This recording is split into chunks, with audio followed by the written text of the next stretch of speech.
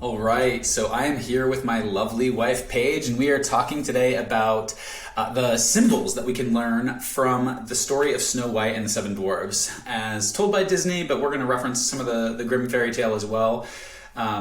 It's really interesting for us to explore these Disney movies, these Disney classics together, because what we're getting to do is really look at what the human psyche has connected with over the years. And so, think what you will about the Disney stories or whatever, but these stories have survived for a long time. And so we're going to be exploring a little bit about what is going on there that we explore. And I'm so excited to talk to you, Paige.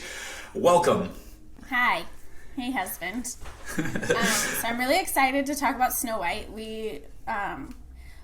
Ben and I really love talking about Disney movies, and we're always on the lookout for different metaphors and things that we experience and consume as far as media goes. We decided to start from the beginning with the first Disney movie, which was Snow White in 1937. And, we talk a lot about how in our contemporary world, maybe these Disney stories don't really fit in, like the story where the princess gets the prince at the end, and maybe that just doesn't fit in with our contemporary narrative, and so people kind of reject Disney stories because of this. But this story has really transcended time for a really long time. The first edition came out, the first time it was published was in 1812, the Grimm Brothers fairy tales. But I think it's interesting because even at that point, the Grimm brothers were collecting these stories, and so if they captured it in 1812, it had already been around for a really long time, being told in folklore and folk stories, right? Yeah, exactly. And the Grimm Brothers fairy tales were originally published in German also. So we're taking a story from a different linguistic and cultural context and bringing it into our cultural context. So some of the parts of it just kind of get lost in translation. But like you said, there's a lot of these kind of concepts where we see the same kind of tropes or archetypes showing up over and over and over again in these different stories. And I think that Snow White is one in particular that has a lot of these human transcending metaphors and tropes in it. Yeah, and so let's talk about some of them, because I think what's really interesting about these and the way that we can use them to shift into freedom is to listen to what these stories tell us about humanity and about ourselves, and to look at some of the metaphors for them. So let's give a quick overview of the story just for anybody who doesn't remember. I'm gonna quickly run through it, Paige, and then you let me know if I miss anything, or anything that stands out. So just a refresher for anybody who hasn't seen the movie in a while, or if you haven't seen it, what rock have you been living under?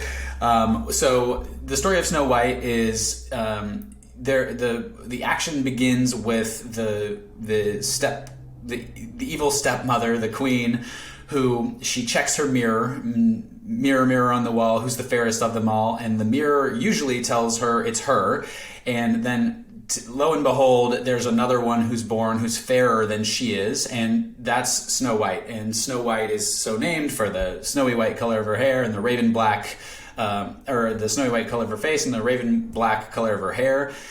And she's young, and so the evil queen puts her into slavery. And this is where the story opens, and she's singing, she's connecting with nature, and then she's ultimately cast out because she's tried to. How does she get cast out, Paige? It was the huntsman. The queen. The queen told the huntsman to go kill her and come back with her heart in a box. And then the huntsman just couldn't do it. She was too beautiful, too precious, and so he brought the heart of a deer back instead, or the heart of a boar back instead.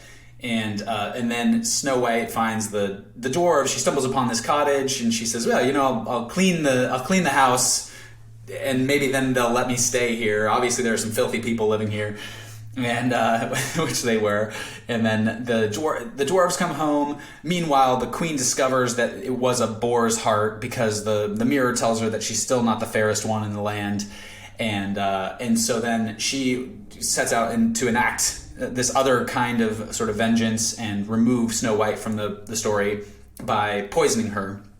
So she masquerades as this old crone, goes and tries to get her to eat this poisoned apple, and then she Snow White eats the poisoned apple, it puts her into a deep sleep where she can only be awakened by love's true kiss and by true love's kiss. And then, the end of the story happens, spoiler alert, where the prince comes by and in a very sort of date rapey fashion kisses this lifeless form because she's just so beautiful, and she wakes up. And then the dwarves chase off the old crone, the queen masquerading as the old crone. She gets struck by lightning and is never heard from again. All right, did I miss any major parts there, Paige? I think that's pretty good. Yeah. Pretty good. Now you researched the Grimm's fairy tale version too. So are there major differences between the Grimm's version that we should talk about versus the Disney version? Yeah, totally. One of the differences from I'll just kind of try to go chronologically. There's no wishing well that she sings by in the beginning. That Snow White sings by in the beginning. It goes straight to her being banished by the huntsman. She finds the dwarves' home, and then instead of trying to kill her once, the queen actually tries 3 times. The first time is by putting a barrette in her hair, and the second time is a ribbon around her neck, and a third time is she eats the apple. And she successfully tricks her the third time because the dwarves keep telling her, hey, the queen's gonna come back, don't trust anybody. And so she tricks her the third time by poisoning the outside of the apple and then eating a part of the inside of the apple at the same time that she gives Snow White the poisoned part. And then... What are the other 2 attempts? The other 2 attempts were a comb in her hair and a ribbon around her neck.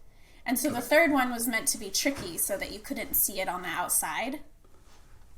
Right. And so then Snow White is put into a beautiful glass coffin, and a prince drives by rides by on his horse and decides that she's the most beautiful thing in the world. Also, in the Grimm's fairy tale version, she's 7, which is really interesting because it's quite young. But he decides he's going to take her back to his kingdom, and then as he picks up her coffin, the coffin either falls or gets bumped, and the piece of apple comes out of her mouth, and then Snow White and the prince decide to get married.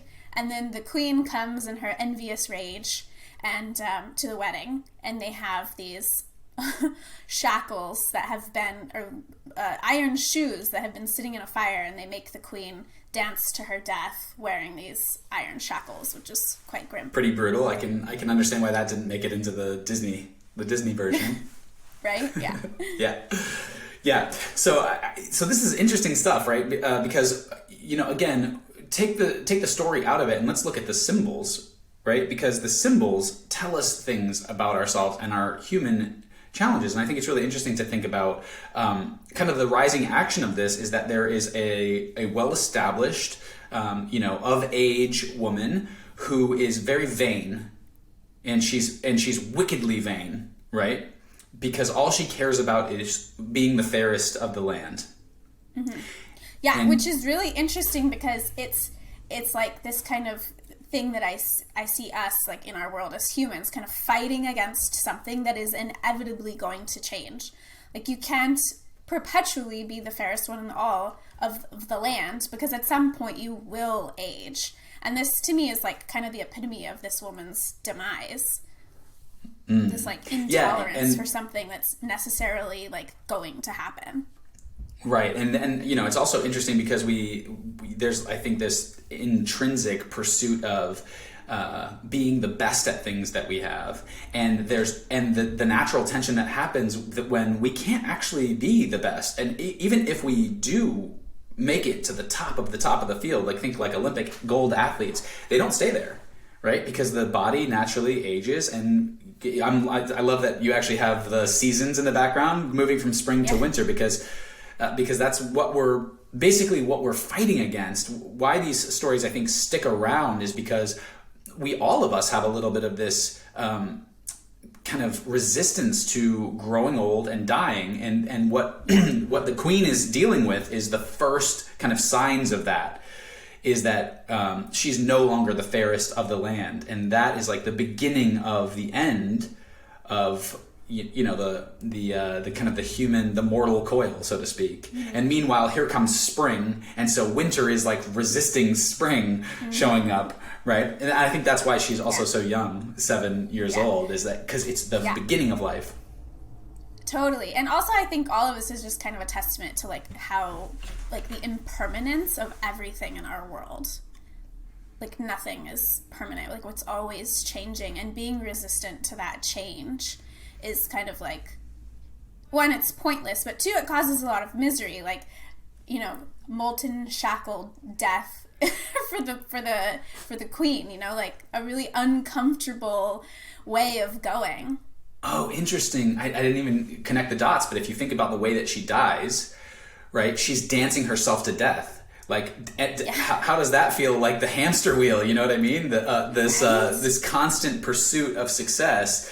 She literally is killed kind of the way that she lived, so to speak. It's very appropriate. I wouldn't have made that connection. I was thinking about the queen's like outsourcing of the death of Snow White and like the symbolic nature of that, like believing that somebody else can be the solver of your problems. With the huntsman? That's just like a really, the huntsman. Yeah, I think that's like a really fascinating, because he isn't successful because he doesn't share the same like values as the queen. Oh, yeah. Interesting. Which is also another important lesson for us. Like if we're going to have a teammate, we need to make sure that their values aligned with us, right? Because if you want something done right, and there's the rightness, right? Like right is in values alignment.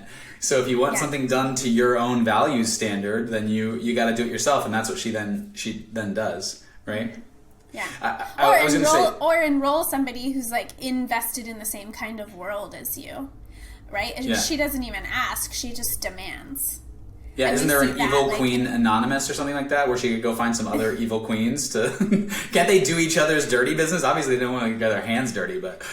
Yeah, but I think about it in terms of like leadership too, where in contemporary corporate structures, I mean, it feels like it's changing more and more today, but some like leadership entities just being like, okay, now go do this. And then people on the other side being like, well, I guess I have to because that's what I was told to do, but is it really what I want? And so thinking about like how to enroll people in the kind of world and leading from that place instead of making demands. It's just not successful to make demands. That's really beautiful, because we're talking about like the old leadership paradigm of like leading by the whip, you know, like at pain of death, at pain of being fired from the company. And there's another way of leadership, which is to enroll people in your out. Now, if you have values that are you're trying to enroll people to kill 7-year-olds, that's going to be a difficult sell, right? So I think the other part of this is recognizing what your motives are and coming to becoming aware of those motives for yourself. I think it's interesting to think of what Snow White represents here, because Snow White is always, in every scene you see her, she's surrounded by animals, and they're like, she's singing to them, she's talking to them, they're all like really engaging with her. And I think that is like nature. She's meant to kind of represent nature, and in fact nature is what the queen is railing against, right? I do not want nature to take me, basically, to take over my body. And so she tries her best to resist that nature. Well, do you remember when we watched the movie the other day, and there was like this point where she was so scared and like running through the forest and like seeing all of these like imaginary threats and just like running and screaming and thrashing, and then she comes out of it and she's like, oh, well, that was kind of silly, that wasn't necessary, and all the animals were like scared of her, and she was like, oh, okay, well, like, let's be friends now, and she starts singing, and I got like really emotional because I was like, wow, like I guess maybe as a woman, but maybe just a person in general also, but like when I show up like in my emotions, how like unattractive that is, and how the animals were like scooting away from her and being like, ooh, I don't want to be over there, versus like when she calms down and she like opens up and she's warm and she's so like sweet and inviting to all these animals, then they start like coming to her. And it was just, for me, it was like a really relevant like visual reminder of how I show up in the world really impacts like the impact or like the ability to connect with people and like pull them in and enroll them in my vision and like have connection. It just was like a really like purity and kindness being like visually represented and seeing like how that unfolds was just like a really powerful reminder for me. I love it. I love it because this is also, I love that you remember that scene, because that's also kind of the distinction between a resourceful and an unresourceful mindset, right? From that place of fear, which is when she shows up. Look, understandably, she's afraid. She's been taken away from her home, and she's by some stranger, and she's been dropped, who she trusted, I guess, and she's been dropped into nature, and now he's like, go, run, get out of here so I don't have to kill you. And she's seeing in every shadow, in every stump, she's seeing a different threat, right? And from that place, she's screaming, she's thrashing about, and that is what... see what I love about this is kind of like the clues to manifestation that we have here, right? When she's showing up from fear and from a fearful place, she's projecting her fear onto the entire world, and then everything else is like seeing this being who is, terrifying. And so when she calms down and she finds her center and she's like in that place of peace, that's where all of a sudden she starts to notice that same reality around her. And isn't that beautiful? Yeah. And can I just say, like, I love the artistic nature of the representation of that scene so much, where there's like a log in the water that actually like looks like an alligator. Like, they just, from an artistic perspective, like, they did such a good job representing that, and it was really cool to be an adult and appreciate that aspect of it, whereas as a kid I didn't like key into like the meaningfulness of like, it's not an actual threat, it's just perceived threat that she's experiencing. Yeah, which is not to say that you don't understand why, like, that it's not understandable that she would have that experience of the threat, right? And it's just like a reinterpretation. I love this too, because we humans, we're perceiving threats all over the place, and those threats are so often just happening in our minds. And if we can just calm down and find our center, we might be able to reinterpret and reimagine. Because from the point of view where she's surrounded by her community of nature, if she saw that same log, right, she would probably likely just notice it as the log that it is, right? Now, the other thing that I think is interesting about this is it's dark. Okay, it's nighttime, and there's a storm going on when she's running away. I think maybe I'm misremembering the storm. Yeah, I can't remember either. Okay, yeah. So, but it's nighttime, and so just like the darkness is representative of fear in our subconscious, right? Because like, think about going into a dark room. Right? If you've never been in there before and you're in a dark room, like you're not going to just go charging around the room. It's likely that you'll be very cautious in how you're moving because you don't know, right? But if you turn on the light, all of a sudden it becomes it becomes easy even to navigate the room, right? Because now we can see. And so light, you'll see this trope again and again throughout the mythic narrative, that when it's dark, we have like the dark night of the soul. We're afraid. There's like these everything seems like a threat, but when we turn the light on, when we have light, all of a sudden it's like, oh, everything's a little bit more relaxing. Yeah. And I also love that that's the name built into the name of our business, Lucid Shift Coaching. Oh, yeah. It's like shining a light on the things so like they don't really actually have to be so scary, and we can navigate them quite skillfully when we just take the time and not be so scared and just shine a little flashlight. Sometimes we can change things just by shining a light on them. Yeah. I do think I wanted to... I had this note down because I really like that... so I think that there's like clues about immortality in all of these myths. I think that's what I'm so interested about the mythic landscape and understanding, Joseph Campbell's work, because I think that there's like... the fact that these things can survive for so long... stories like the Bible, stories like these fairy tales, these folk tales that have been around for years and years, the fact that they can survive tells us something about the ability to survive over time, right? And again, we've got this queen who, is standing in opposition to nature and wanting to live forever, to have her beauty be the fairest of the land forever, right? That's part of our fundamental human trope. And so I think that these stories, they're like designed to give us clues about what that kind of like that immortal journey is. Heroes almost always act within their own personal ethic, right? And so she and have to resist against like her fears, and she has to she deal with those, but she does it by leaning into her community, her nature, and finding those animals and those stories. In fact, you can see she only gets into trouble in the story when she's by herself, right? The dwarves go off to work and she's left alone, and that's when the witch is able to, or the queen is able to, take actions against her to threaten her life, right? And so anyway, this looking at the hero as a model or a paradigm of humanity, because we have, the idea is that you have how heroes got to be in the beginning is you have, a tribe of people, say 100 people, and within that tribe of people, there'll be a couple of paradigms where everybody's that's the best person that we have, they're the strongest or whatever, the most ideal person. So let's model their reality, let's model the way that they look. That's like a hero. And then you have many groups of those people and all of their heroes. So now we have a group of heroes, and that's where we get the idea of a god is because amongst those heroes there will be some standout people, and then we'll have a pantheon of gods from many, many tribes, right? And then ultimately we have a monotheistic culture that will come out of all of these pantheistic cultures, right? So the idea, if we take all the attributes of all the gods, what are the attributes of a god? Well, anyway, so I think the interesting thing about a hero is that they in some ways are a model for us to live a quote unquote good life in the world, right? And so I love, all of that was a really long way of saying, I love that she goes into the house of the dwarves and she immediately cleans, right?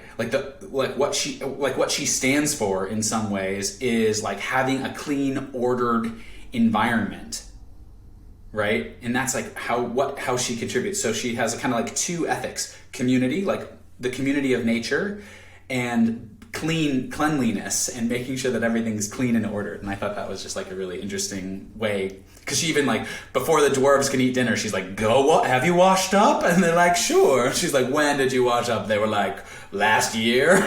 She's go wash your hands. And then there's a whole song about it, Yeah,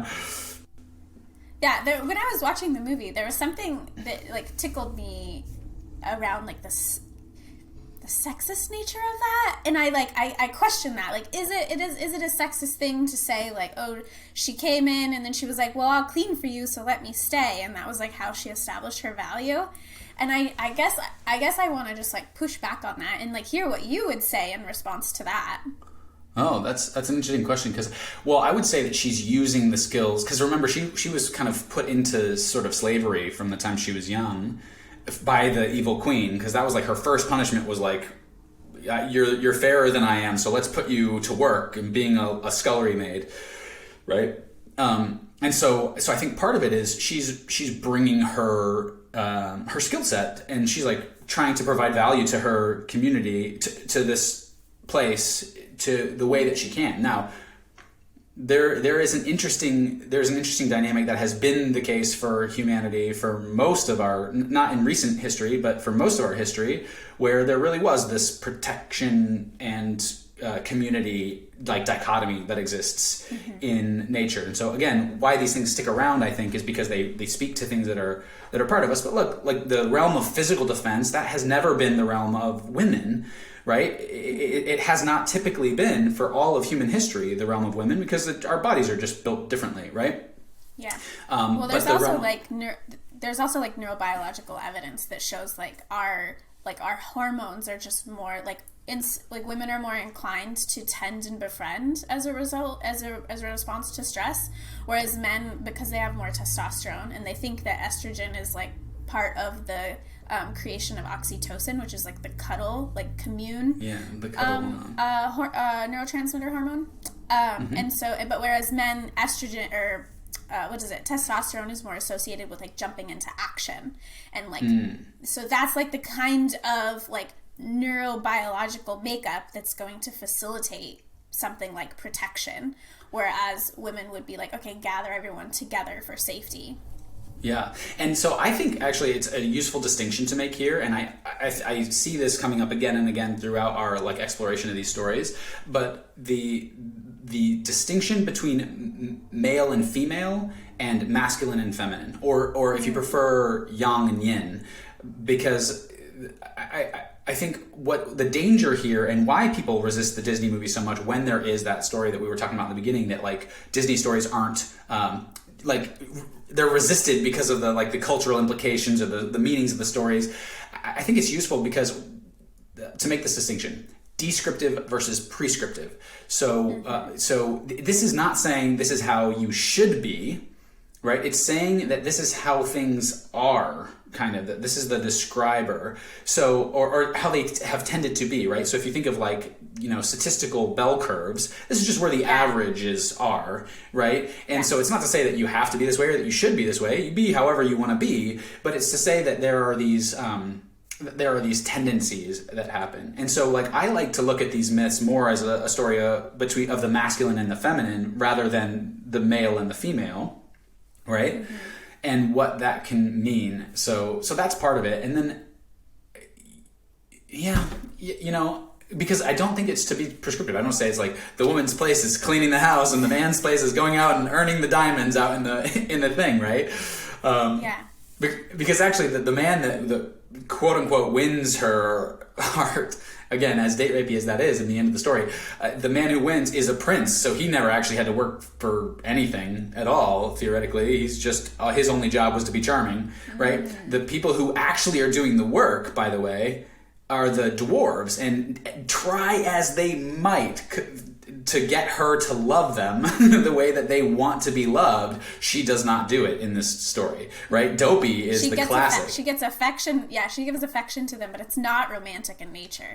It's never romantic. They get kisses on the forehead. So interesting. Yeah. Every dwarf gets a kiss on the forehead as they leave for work. Yeah. Dopey runs around. He tries so hard to kiss her on the lips, and she won't. She won't do that, right? Because each one of these dwarves, and gosh, we don't have time to go into all of the symbols and all of the things, but each one of the dwarves, you know, they're defined by a characteristic. One single characteristic defines the whole dwarf's existence, right? Sleepy, sneezy, dopey, happy, bashful, doc. Like they all have their one thing that they're like overbalanced in, right? Yeah. And they don't make a whole person. Together, maybe they make a whole person, right? And they make perhaps a family, right? But they don't make the love interest. And I think that's something that we could talk about in another episode some other time, because there's more there. But I feel like it would be I would really love, before we end this episode, to at least address this kind of idea that Snow White at the end gets the prince, and that's how the story ends. Because I think societally a lot of people have a resistance to that story, and that story being perpetuated today. Like we had a friend who was like, I think Disney movies should be R-rated. And like for that reason, that they're setting little girls up for these unrealistic expectations of life. So I think we would be remiss to not at least just address that in this podcast episode. Mm-hmm. Yeah, because the story being that like the whole here's the narrative that I've heard around this, that the whole purpose of a woman's life is to get a man, and you know, I think that narrative is compelling, and that, you know, it makes sense to hear that, to see that, even though I do believe that just like Snow White interprets the log as an alligator, so too it's easy to map our own kind of fears, insecurities, uncertainties onto whatever we're seeing, right? Because another telling of this story is actually like the hero of this story is not the prince. Right? He doesn't even show. He shows up at the very beginning and at the very end of this story, and that's it. And in the Grimm's story, he like literally has one cameo where he shows up and basically captures he's like, "Hey dwarves, can I buy your dead body?" I don't think he buys her. Anyway, that's just the way that it seems like in my mind. But so you have this these opinions are not endorsed by Disney. So you have this situation where actually, she is the hero of the story, and she is the evidence of kind of the path to immortality that we have in this story. And so her community and her cleaning and like her organizing life and making sure that the home is a safe, warm place, right? That's the clues that we get about what success looks like in life from Snow White. Not sitting around waiting for although, in fact, because in the beginning she is sitting around waiting for a prince. She's like singing into the wishing well. She's like, someday my love will find me, right? And it's only from going out and having an adventure in life that she becomes ready for that, even. Because remember, she like sits there wishing, and then the prince comes over and he's like, I love you. And she's like, oh no! And she runs away from him, right? Yeah, because she hasn't braved the wilderness yet. She has not braved the wilderness yet. Yeah, exactly. Right? So she has to like go into the world to like develop the kind of bravery that would be necessary to then be in relationship with somebody. Yeah, and even to develop herself, right? Like she has to go out and like make other like platonic relationships. She has to go out and like brave the wilderness and find herself. She has to go out and make her community and express herself into the world the way that she wants to express herself into the world, right? Before she's even ready for it. Now, there's something there that in Sleeping Beauty and Snow White, the prince finds them asleep, okay? There's something there, and we'll explore that, I think, in another one. Maybe we'll do, a collection of stories where the prince finds the hero in some state of inability to resist. But, right? I don't know what's there yet. But I do think this is interesting. So any closing thoughts, Paige? Anything that you wanted to mention in this before we wrap? No, I think we covered all the big ones. This was a really fun conversation. I know we've talked about this story before. We've talked about lots of Disney movies before, and I think even in this conversation, some really new, cool awarenesses came out of it for both of us. So that was really, really fun. Yeah, great. Well, thanks for having the conversation, and I look forward to the next time when we talk about Pinocchio. See you next week, and in the meantime, live your freedom and love your life.